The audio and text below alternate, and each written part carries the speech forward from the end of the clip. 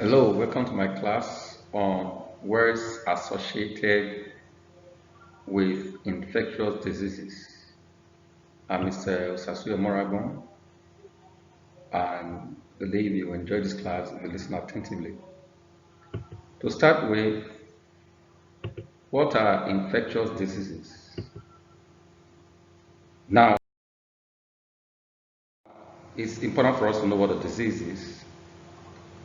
A disease is simply defined as a disorder of structure or function in a human, animal, or plant, especially one that produces specific symptoms or that affects a specific location, is not simply a direct result of an injury. So, what is an infection? It is also important for us to know what an infection is. So, marrying these two together, you will now talk about an infectious disease. An infectious disease or infectious diseases are disorders caused by organisms such as bacteria, viruses, fungi, parasites, and so on and so forth. Many organisms live in our bodies. They could be on our bodies. They could be inside our body and are normally harmless and even sometimes helpful. But under certain conditions, some organisms may cause disease. So, some infectious diseases can be passed from person to person. And so that explains when we refer to an infectious disease as a communicable one. Communicable means that the disease is transferred to one person to another. Another word for it is contagious. Now, I'm going to be looking at some examples of common infectious diseases. The first one that I have here, which is very common since since last year, is the coronaviruses. Now, it may surprise you to hear me pronounce it in the plural form, coronaviruses. It is so because it's a family of viruses. Coronaviruses are a large family of viruses found in both animals and humans, and they can cause illnesses. So we have different categories of coronaviruses. We have the Middle East Respiratory Syndrome. We have the severe acute respiratory syndrome, which is SARS. Then we have the novel COVID-19, which came up last year. So coronaviruses generally cause respiratory infections, and of course, it leads to difficulty in breathing and can lead to death. From what has been happening since last year, you are already aware of what coronavirus is, or the COVID-19. COVID-19 is actually a branch of the coronavirus. Then we have another infectious disease, which is referred to as diphtheria. Then we have Ebola. We have flu or influenza. Then we have hepatitis. Hepatitis is an inflammation of the liver. It's a liver defect, a liver problem, a liver inflammation. Now, the most common type of hepatitis is called by a virus. So we have different types of hepatitis, like hepatitis A, hepatitis B, and hepatitis C. Then we have the eye diseases. Then we have HIV, AIDS. Of course, I want to believe you know what the acronym HIV stands for.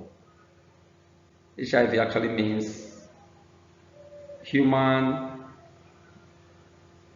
immunodeficiency virus. Human immunodeficiency virus. That is actually the elementary state when it has manifested. When it manifests into a disease, into the sickness itself, when the person is down, then you have AIDS. AIDS is a very chronic disease, and it's very highly life-threatening. It is also an acronym. It means acquired immunodeficiency syndrome. Then we have others like HPV, that is human papilloma virus. We have meningococcal disease. We have mumps. Mumps, I'm sure that is quite a common disease. You must have heard of mumps before. Mumps is a contagious disease caused by virus that spreads easily through coughing and sneezing. Then we also have norovirus. We have pneumococcal virus. Then we have the polio. Polio is also a very common infectious disease. Polio is highly infectious. It is caused by virus that invades the nervous system. Anybody that suffers from polio has deformity in the nervous system. The hands are not able to coordinate properly, and so on and so forth. Then we have the RSV, that is respiratory syncytial. Then we have the rotavirus. Then we have the rubella, german measles. These are examples of infectious diseases. We have shingles. We have tetanus.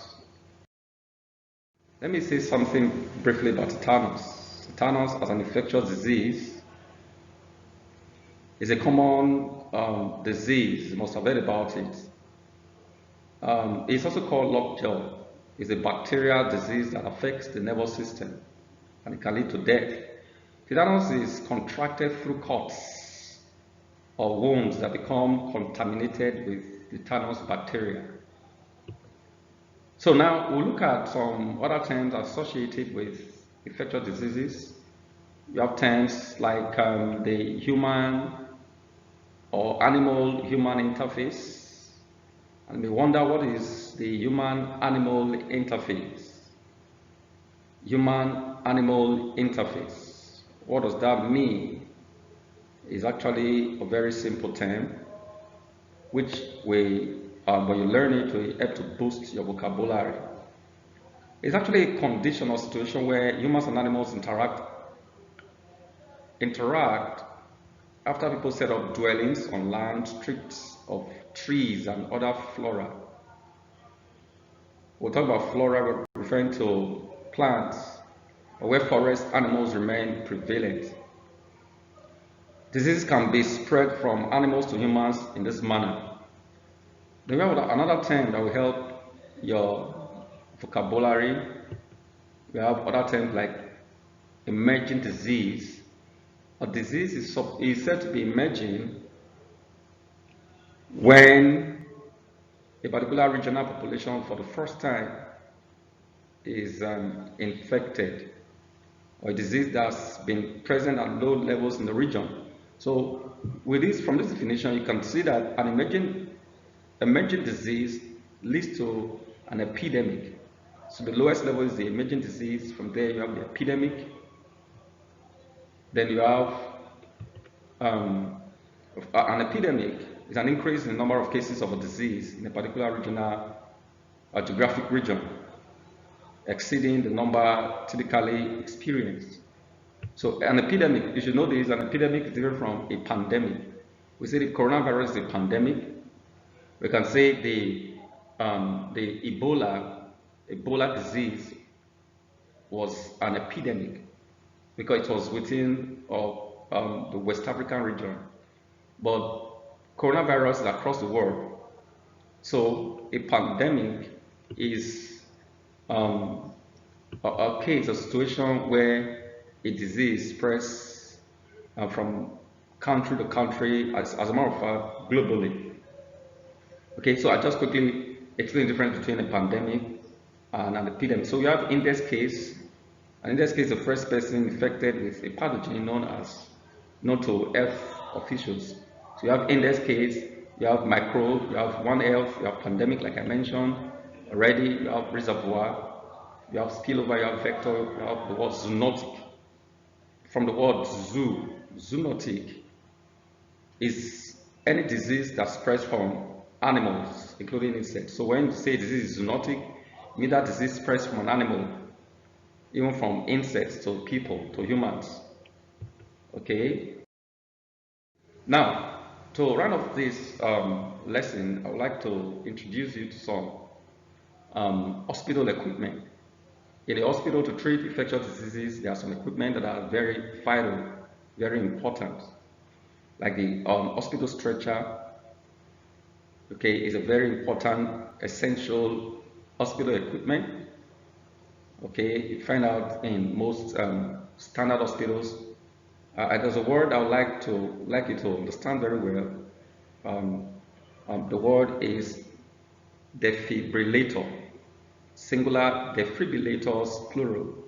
It is used in life-threatening situations such as cardiac arrhythmias, or okay, when we say cardiac, it has to do with the heart. So, summarily, the defibrillator is used to revamp or revive a failing heart. Now we have anesthesia machine. Anesthesia is actually used to make a person not to feel the impact of a pain when an operation is going on. Then you have patient monitors, you have sterilizers, you have electrocardiogram machine, EKG, you have surgical tables, you have blanket, you have blanket and fluid warmers, you have electrosurgical units, you have surgical lights. So these are some of the equipment that we use to treat, that medical experts use to treat infectious diseases.